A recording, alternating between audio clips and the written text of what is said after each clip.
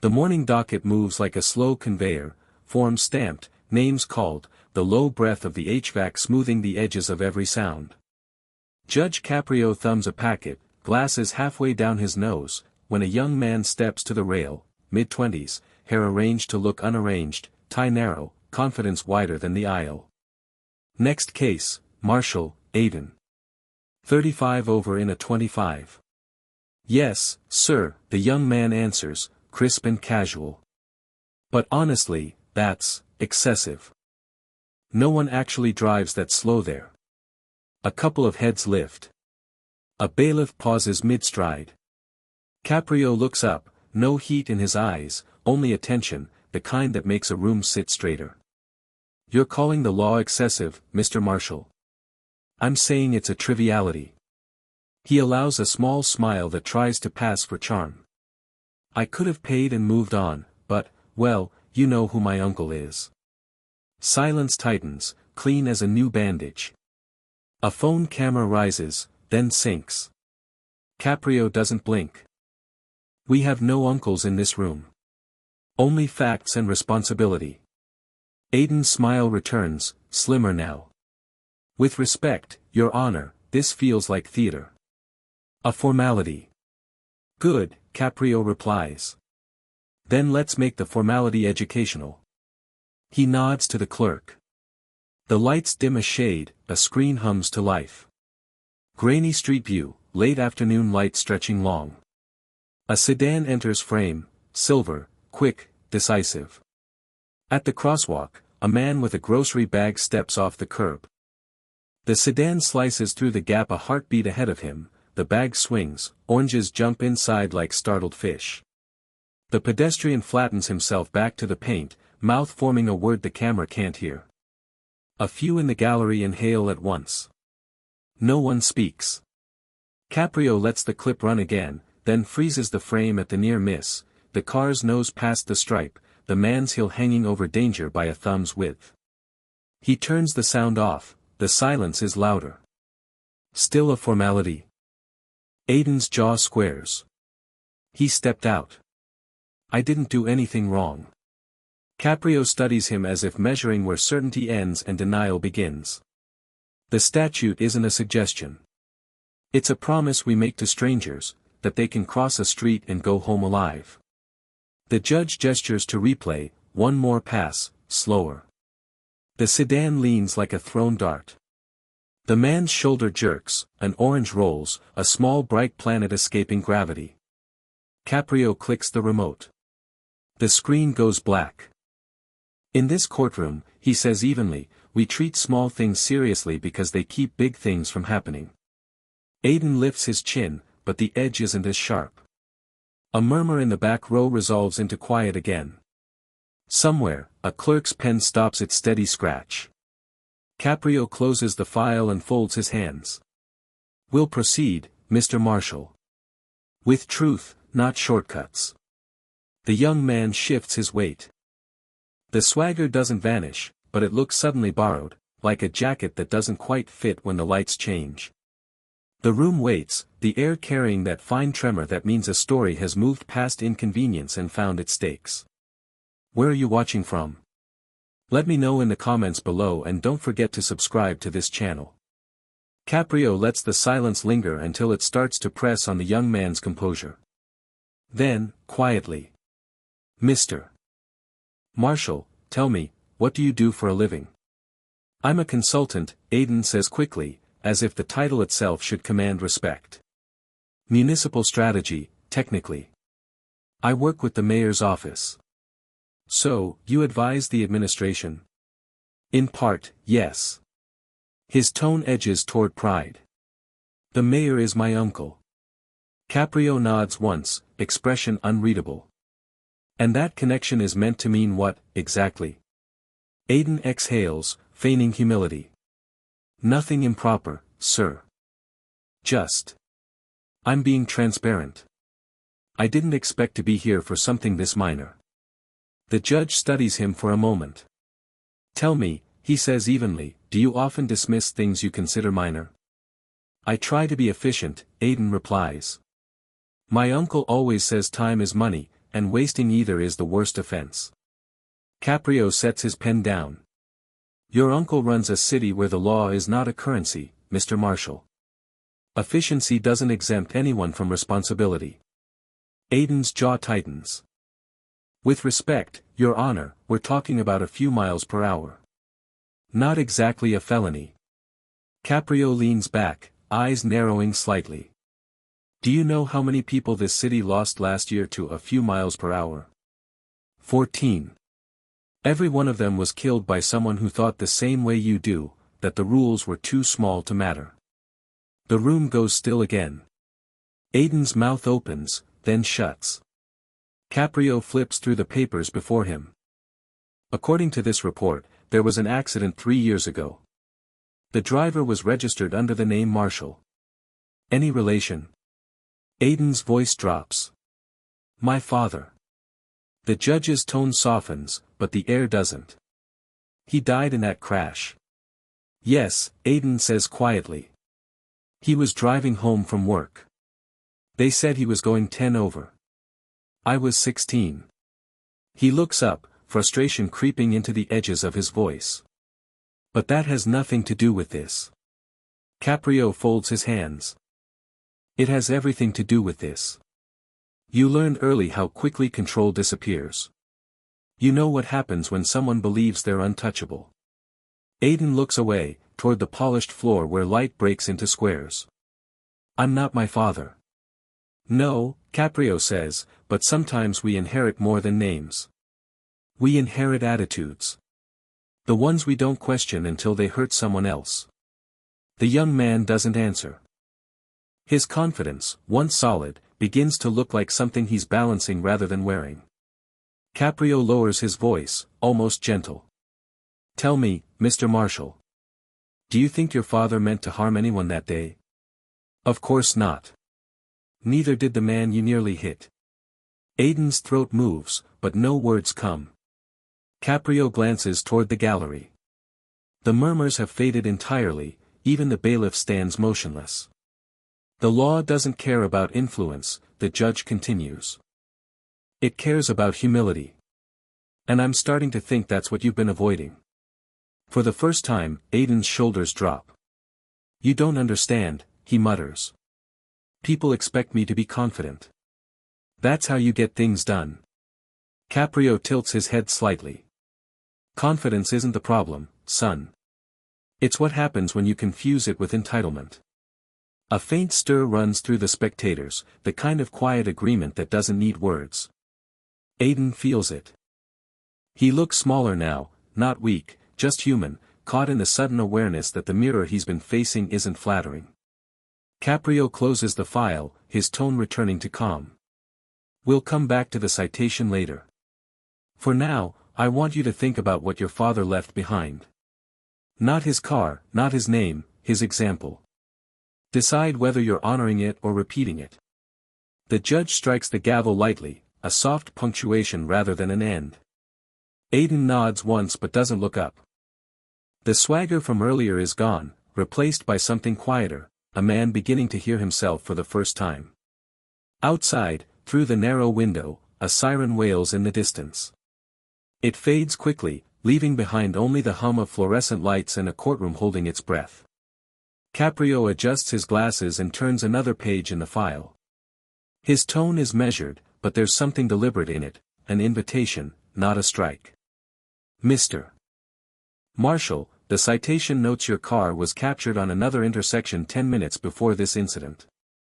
You were holding a phone. Were you aware of that? Aiden blinks. I was checking directions. While driving 60 in a 25? He forces a smile that doesn't reach his eyes. It was quick, Your Honor. Caprio doesn't move. The report says you were recording. For social media. Aiden shifts, the confidence flickering. Maybe for a second. It was a joke. The judge leans slightly forward. Would you like us to play it? Aiden freezes. No, sir. That won't be necessary. It's already been archived, Caprio continues. The city's traffic system syncs with patrol footage. We have a copy. The lights dim again, the screen hums to life. The courtroom watches as the young man on video grins into the camera, sunglasses catching sunlight. Look at that, old cop on the corner, and I'm just flying past. Laws are for people with time to waste. He laughs, the sound quick, careless. When the clip ends, nobody speaks. Even the air seems to pause. Aiden's color drains. That was sarcasm. I didn't mean it. Caprio doesn't respond right away. He looks at the image frozen on the screen, the laughing face, hand steady on the wheel. Then he turns to the young man before him, same face, but drawn now, stripped of bravado. Words have a way of revealing what we hide behind, he says quietly. Tell me, do you know Officer Dempsey? Aiden frowns, thrown off. No, sir. Should I? He's the officer you mocked in that video. He was killed 3 days later, chasing a stolen car down the same street you filmed on. A gasp moves through the room, thin but sharp. Aiden looks stunned, almost childlike. I didn't know. I believe you, Caprio says. But ignorance doesn't erase consequence. The judge glances toward the back of the courtroom. Officer Dempsey's son is here today. He wanted to see what people look like when they think the law doesn't apply to them. Every head turns slightly, a young man in uniform sits motionless, his expression unreadable. The weight in the room thickens until even breath feels heavy. Aiden's voice breaks the silence, unsteady now. I wasn't trying to disrespect anyone. It was stupid. I thought it was harmless. Most harm begins that way, Caprio replies. A small act. A quick laugh. A moment that costs someone else their peace. He lets that hang before continuing, softer now. Mr. Marshall, you remind me of men I've seen before, bright, certain, blind to their own velocity. The difference between arrogance and tragedy is often a single heartbeat. Aiden lowers his gaze. His hands, once folded with the ease of entitlement, tighten into fists on the table. The silence in the courtroom feels personal now, not judicial. Caprio's voice is nearly a whisper when he speaks again. This case began with a traffic ticket. But what's on trial isn't speed, it's perspective. Maybe it's time you slowed down long enough to find yours. The gavel doesn't fall. Not yet. The sound of his words alone is verdict enough. Caprio sits in silence for several seconds, the weight of the room pressing against the wood-paneled walls. When he finally speaks, his tone is calm, too calm. Mr. Marshall, he begins, do you understand that what you call a mistake is not just a violation? It's an act of arrogance against the very system your uncle swore to uphold. Aiden straightens slightly, though the bravado that once steadied him feels brittle now. With respect, sir, it wasn't arrogance. It was an accident. Nothing more. Caprio's reply is immediate, almost surgical. Then let's hear from someone for whom that accident was not nothing. The doors at the back open softly. A young man in a cadet's uniform steps forward, Mark Richards. The air shifts as he approaches the stand. He doesn't look at Aiden right away, only at the judge. My father was Officer Dempsey, he says evenly. The man this one laughed at on video. Aiden turns, face pale. I didn't know. Maybe not, Mark interrupts, voice still low. But you knew you were mocking the badge. The people who stop when others keep driving. His words land without force, yet they hit harder than a shout. Even the bailiff lowers his eyes. I'm not here to punish anyone, Mark continues. I just want to know that someone in this room understands what carelessness costs. He reaches into his pocket and takes out a tarnished police badge, his father's. He sets it gently on the bench before the judge. The small clink of metal on wood echoes like a gavel strike. I don't want his death to be used as an argument, Mark says. But I do want someone, for once, to answer honestly. Caprio studies the badge for a long moment before looking back to Aiden. Mr. Marshall, he says quietly, are you ready to answer honestly? Aiden's lips part, but no sound comes. His eyes flicker toward the badge, then back to the judge. Finally, his voice breaks free, small, uneven. I don't know, he admits. I'm tired, sir. Tired of the rules, the pressure, the expectations. Everything's decided before I even open my mouth. I didn't choose this life. For the first time, the words sound real, not defiance, not performance. Just exhaustion. He runs a hand through his hair and stares at the table. Everyone thinks I'm privileged. But half the time, I feel like I'm just filling in for someone else's mistakes. Like no matter what I do, it's already written how I'll fail. No one moves. The courtroom, so quick to judge him earlier, now sits suspended between pity and recognition. Caprio doesn't interrupt. He lets the confession hang in the air, giving it space to breathe. Aiden exhales shakily. I mocked that officer because I thought it made me look untouchable. But I don't even know who I am without pretending to be that. The words hang there, trembling, honest. Mark looks at him, not with hatred, but something closer to understanding. For a moment, they're just two young men standing on opposite sides of a truth that neither asked for.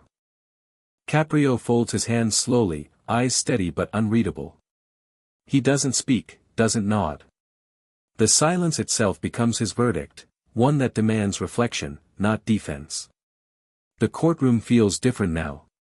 The earlier tension has dissolved into something heavier, more intimate. Even the fluorescent hum above seems muted, respectful. No one claps. No one sighs. They simply sit with it, the sound of a man's armor finally cracking. Caprio rests his palms on the bench, the weight of years evident in the stillness of his movements. He looks at the badge lying between them, its metal dulled by fingerprints, its presence heavier than any gavel. Then he speaks, his voice steady but resonant.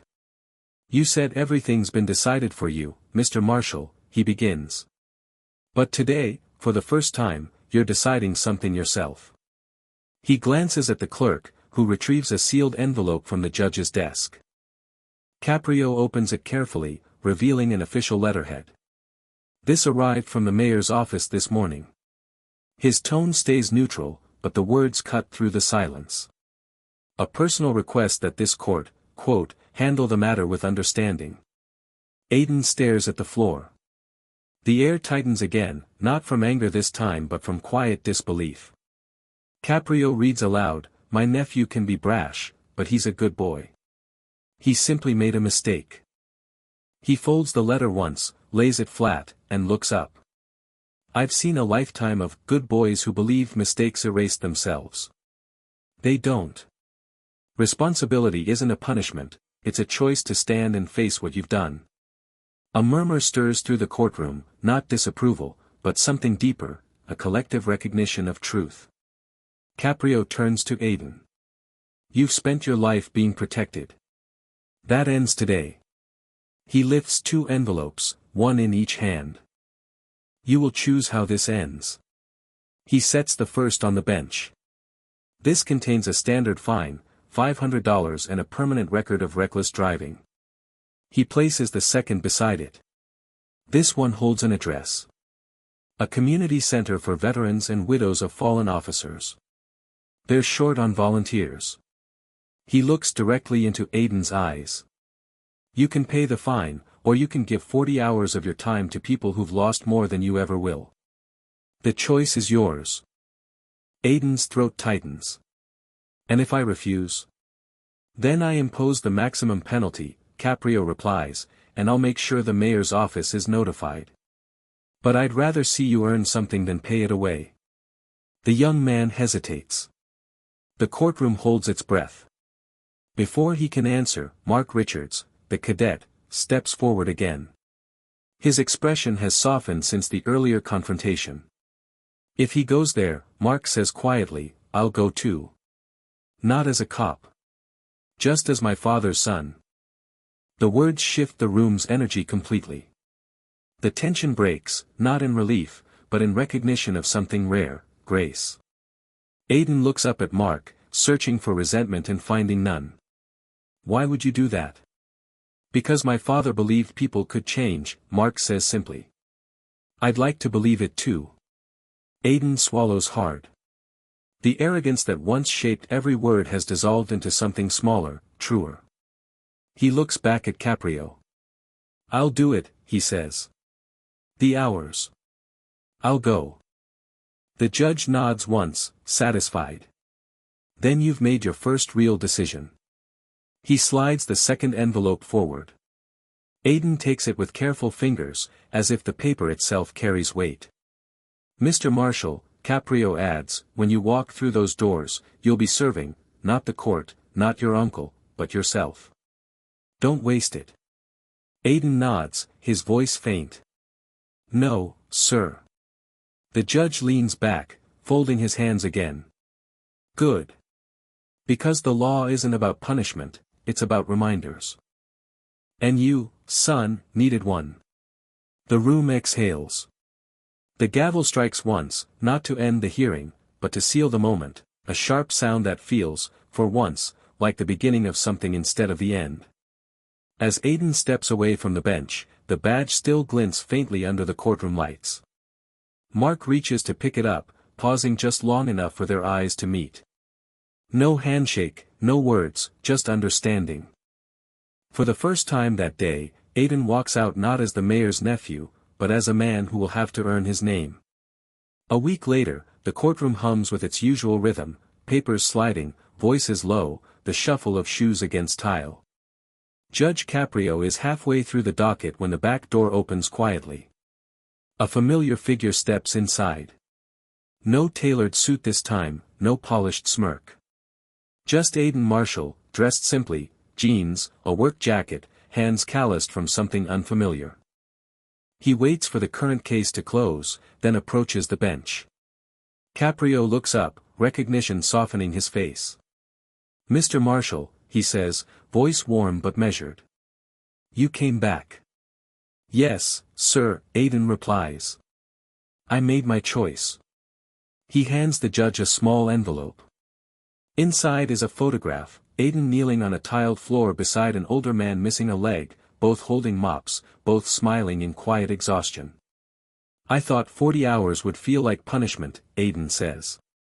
But it didn't. It felt like the first time I've done something real. The courtroom goes still. No grand gestures, no applause, just the unmistakable pulse of sincerity. Caprio studies the photo for a long moment.